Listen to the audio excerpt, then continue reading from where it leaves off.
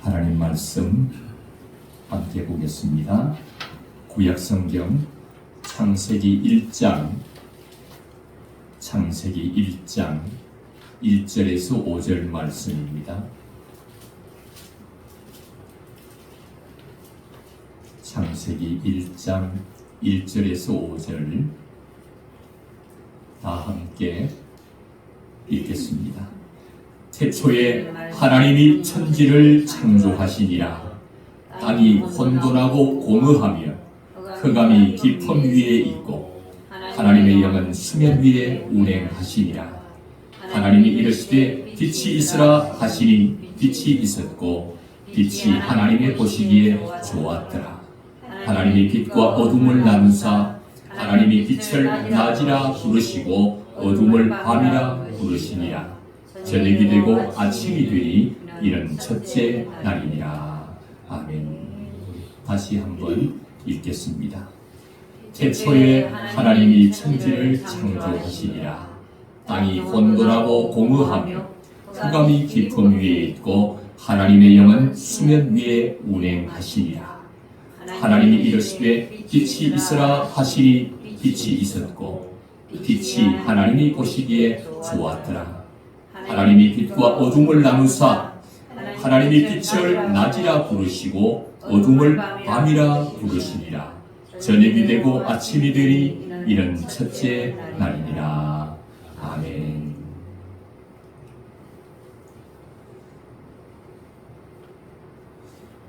하나님은 오늘 이 자리에 모인 우리들을 사랑하십니다.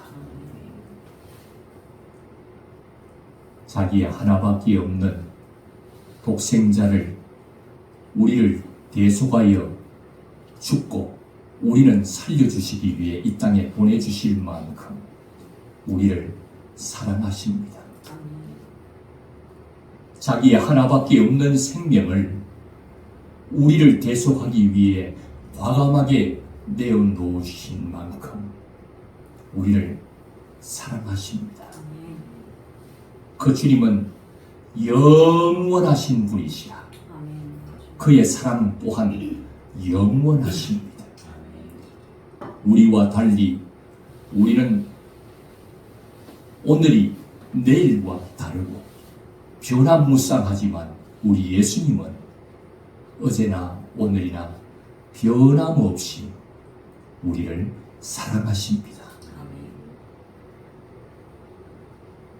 우리가 오늘 여기 있게 된 것은 오래전부터 사랑하셔서 그 사랑을 확정하여 보여주시려고 오늘 우리를 이 자리까지 이끌어 오신 주님의 사랑인 줄로 믿습니다. 오늘 우리가 함께 읽은 본문을 통해서 우리가 오늘 큰 은혜 받는 시간이 되기를 주님의 이름으로 부탁드립니다.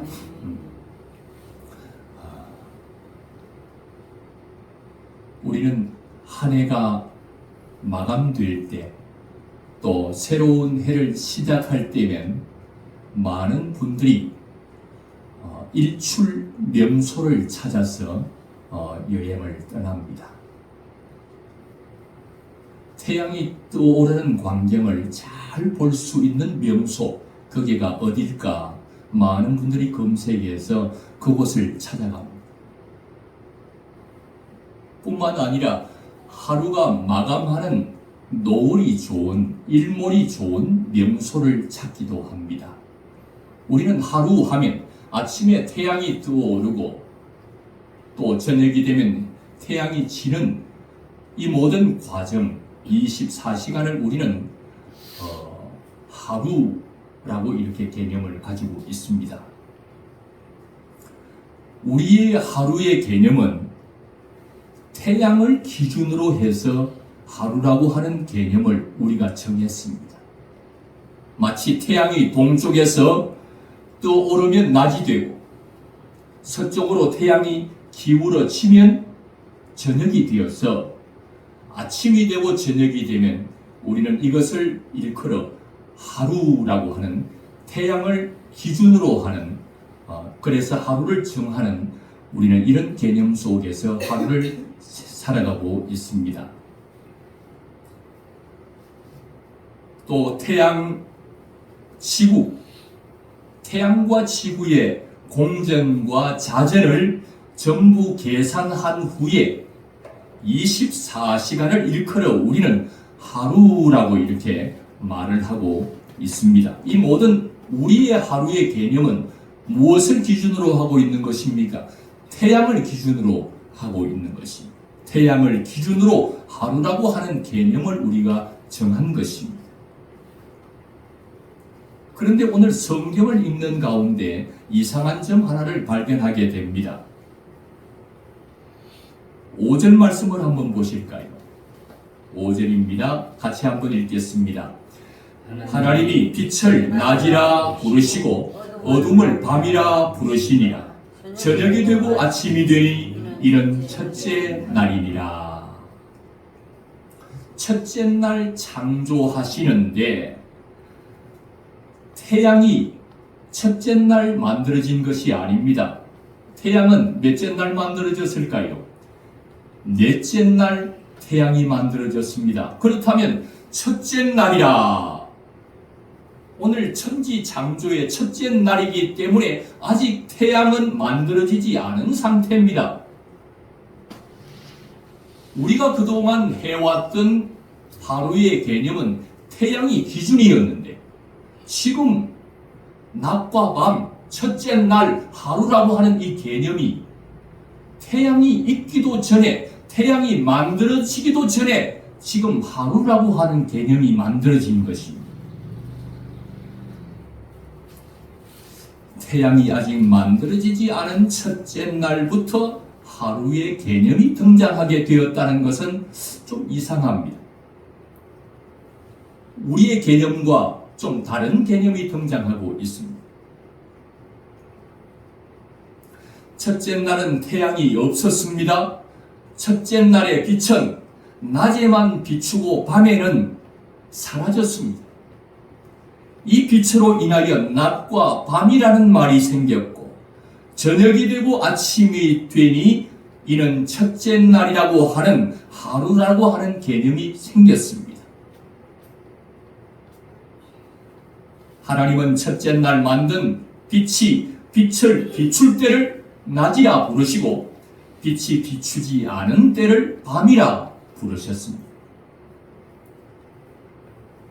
하루라고 하는 시간은 태양이라는 피조물에 의해서 정해진 것이 아니라는 것입니다. 시간의 주인이신 하나님을 통해서 결정되었다는 것입니다. 하나님은 태양과 같은 피조물의 얽매이는 연약하고 초라한 분이 아니십니다. 하나님은 태양과 지구의 공전과 자전과 같은 피조물의 법칙성과 상관없이 하루를 선포하는 그런 주권자가 되시는 분이십니다.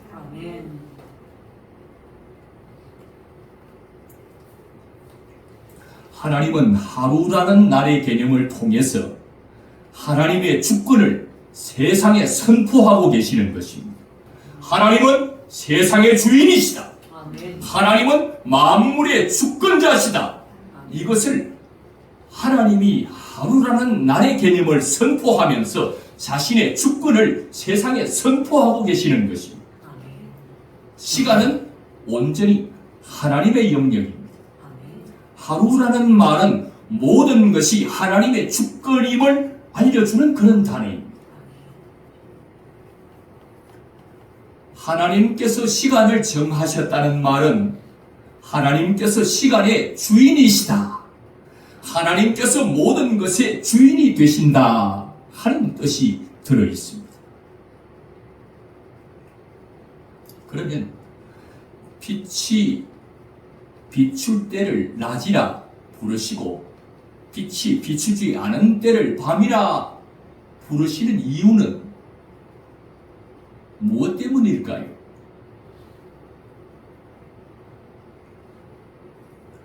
우리는 공전과 자전을 통해서 아니면 피조물의 어떤 법칙성에 의해서 하루가 만들어지는 이 기발한 것들을 조사하고 과학적으로 연구해서 안다고 해도 그 아는 지식으로는 천국에 이를 수가 없습니다.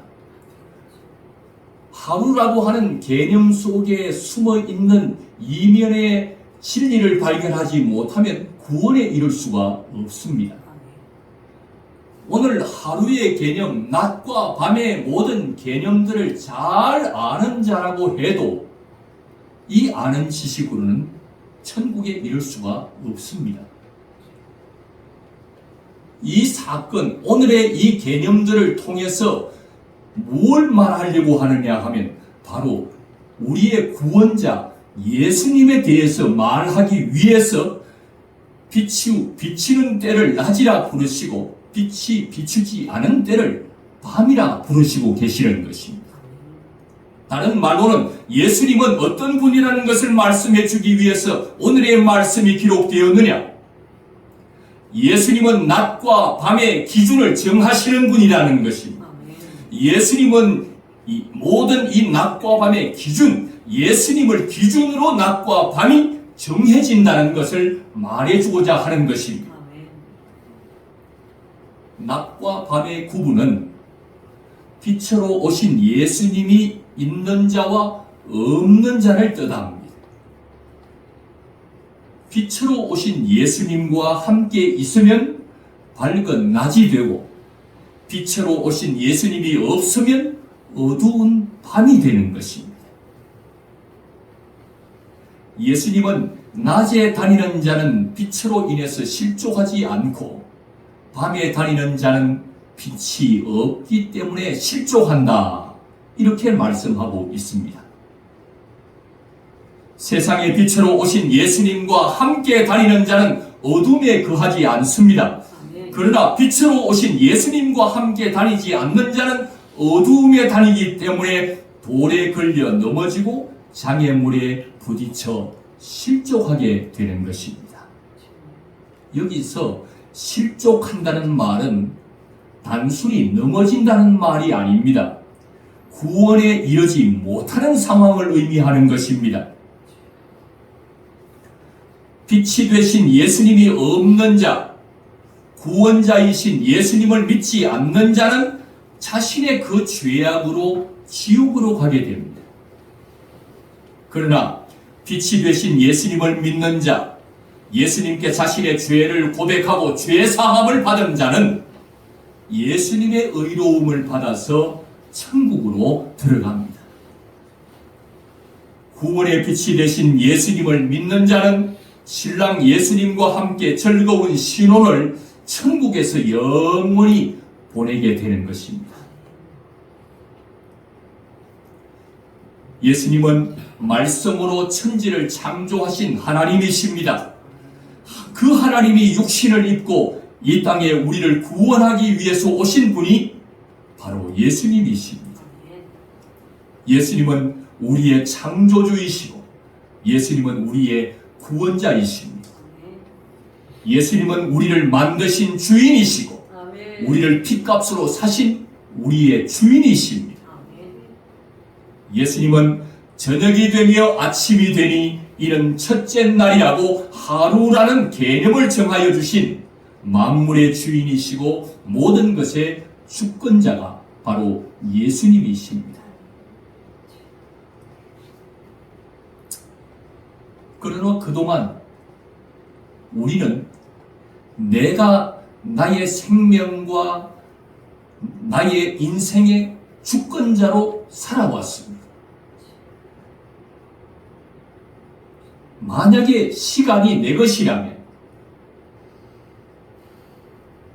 내 마음대로 할 수 있어야 될 것 아닙니까? 그런데 내 마음대로 안 됩니다. 생명이 내 것이라면 내 마음대로 태어나고 죽는 것이 내 마음대로 되어야 될 것이 아닙니까? 그런데 태어나는 것도 내 마음대로 태어날 수가 없었고 죽는 날도 내 마음대로 죽을 수가 없습니다. 만약에 인생이 내 것이라면 내 마음대로 할 수 있어야 되는 것 아니겠습니까? 그런데 인생이라는 것이 내 마음대로 안 됩니다. 왜 그렇습니까? 왜 내 마음대로 안 되는 것입니까? 내 것이 아니기 때문입니다. 내가 주인이 아니기 때문입니다. 그 모든 것이 내 것이 아니라 주인이 따로 있습니다. 그분이 바로 예수님이십니다. 예수님이 주인이십니다. 예수님이 주권자십니다. 우리는 예수님이 허락하지 않으면 하루를 시작할 수가 없습니다. 어제 저녁 눈을 감고 잠이 들면 내일 또다시 눈을 뜬다는 보장을 할 수 없는 연약한 피조물이 바로 우리입니다. 내일, 아니 오늘 잠깐 후의 일을 모르는 무지한 우리가 내 인생의 주인이 된다면 내 인생은 망가지고 말 것입니다. 그러나 예수님은 전지하셔서 우리의 모든 것을 아십니다. 우리의 과거와 현재와 미래에 일어날 모든 것을 예수님은 다 알고 계십니다. 우리 인생사에서 일어나는 모든 일에 대해서 해결할 능력이 없는 무능력한 우리가 내 인생의 주인이 된다면 내 인생은 실패하고 말 것입니다. 그러나 예수님은 전능하셔서 능히 이루지 못할 일이 하나도 없으십니다. 우리의 인생사에서 일어나는 모든 일을 해결할 수 있는 전능한 분이 바로 예수님이십니다. 이제 주의를 바꿉시다. 어떻게 하자고요? 이제 주의를 좀 바꿔봅시다. 지금까지 내가 주인이 되어서 열심히 살아왔습니다. 그런데도 여전히 답답하지 않습니까? 지금까지 쌓아놓은 업적들이 순식간에 무너져 내리고 있지 않습니까? 이제 주권자를 바꿉시다. 지금까지 내가 주권자가 되어서 행복한 인생을 꿈꾸며 최선을 다하며 살아오지 않았습니까? 그런데도 왠지 모르게 공허하지 않습니까? 행복은 나보다도 먼저 저 멀리 도망가고 있지 않습니까? 열심히 하면 할수록 더 힘들어지고 시간이 지나면 지날수록 더 답답해지고 더 공허함은 커져가고 최선을 다하면 다할수록 눌리고 포로가 되어서 오늘을 힘겨워하고 있지 않습니까? 우리는 오늘 인생에 있어서 가장 중요한 결단을 할 시간이 됐습니다. 계속해서 수고하고 무거운 짐을 지고 살 것인지, 계속해서 답답함과 공허한 어둠 속에서 살 것인지, 계속해서 눌림과 죄악의 포로가 되어서 살 것인지, 무지하고 무능한 내가 계속해서 내 인생의 주인이 되어서 살 것인지, 아니면 예수님을 나의 주인으로, 예수님을 나의 주권자로 모시고 살 것인지,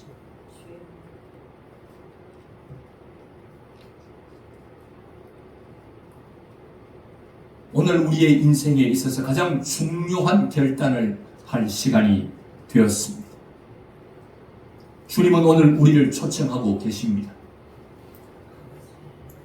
포로된 자에게 자유를 주시려고, 눈먼 자를 다시 보게 하시려고, 눌린 자를 자유롭게 하시려고, 어둠 가운데 있는 우리에게 빛을 비추어 주시려고, 지옥과 갈 우리를 천국으로 인도해 주시려고 우리를 지금 초청하고 계시는 것입니다. 마태복음 11장 28절에 수고하고 무거운 짐을 진 자들아 다 내게로 오라, 내가 너희를 쉬게 할 것이다. 예수님에게 오라고, 그러면 예수님이 너희를 쉬게 해줄 것이라고 초청하고 있는 것입니다. 요한복음 8장 32절에는 진리를 알지니 진리가 너희를 자유롭게 하리라. 예수님을 알지니 내가 곧 길이요 진리요 생명이라고 말씀하신 바로 그 진리 예수님을 알지니 예수님이 너희를 자유롭게 하리라. 예수님께서 우리를 자유롭게 해주시겠다고 오늘 우리를 초청하고 계시는 것이, 사도행전 16장 31절에는 주 예수를 믿으라 그리하면 너와 내 집이 구원을 얻을 것이라고 오늘 우리를 초청하고 계시는 것입니다. 예수님에게로 오라고, 예수님을 알아야 된다고, 그 예수님을 믿어야 한다고 주님은 계속해서 우리에게 말씀하고 있습니다. 나의 생명은 내 것이 아닙니다. 예수님의 것입니다. 나의 시간은 내 것이 아닙니다. 예수님의 것입니다.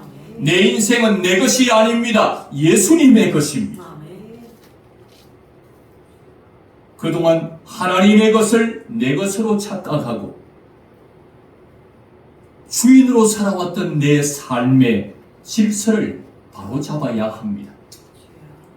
하나님을 주권자로 인정하셔야 합니다. 하나님을 주인으로 삼아야 합니다. 하나님은 나의 생명의 주인이십니다. 하나님은 나의 인생의 주인이십니다. 하나님은 내 자녀의 주인이십니다. 하나님은 내 사업의 주인이십니다.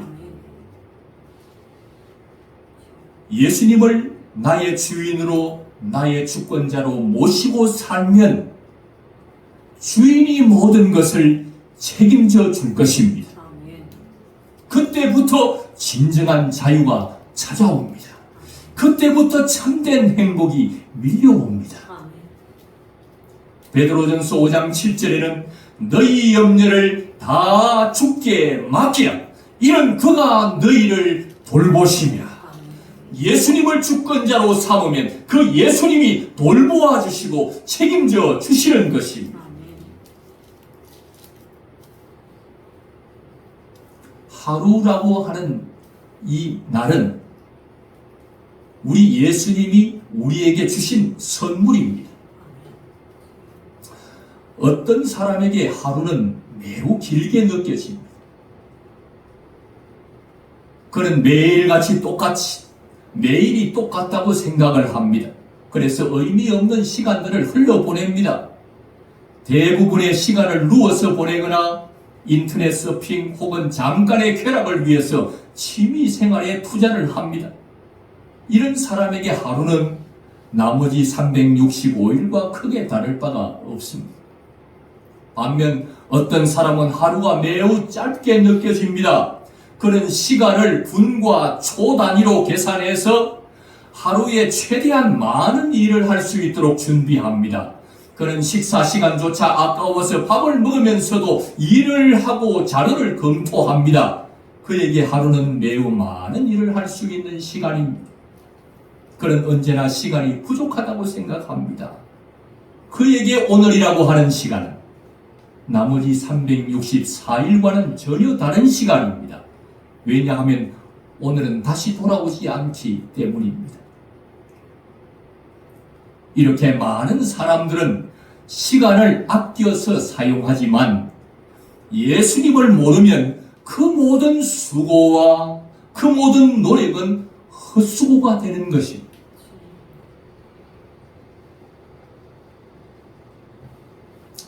그렇다면 우리에게 하루는 어떤 의미가 있습니까?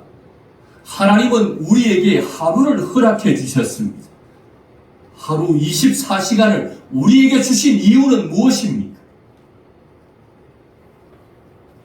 예수님을 통해서 지금 행복을 누리게 해주고 싶어서입니다.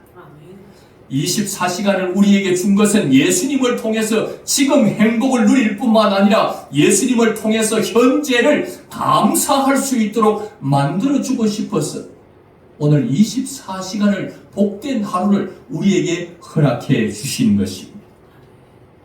우리는 하루라고 하는 시간 동안 하나님께 영광을 돌리고 하나님을 찬양하기에도 너무나도 부족한 시간입니다.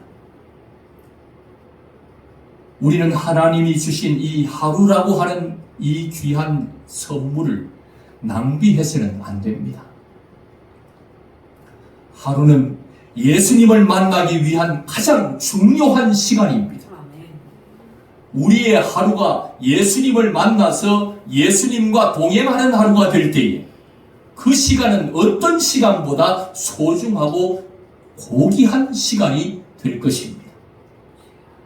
오늘이라고 하는 시간은 우리의 인생에서 매우 큰 전환점이 될 수 있는 소중한 때입니다.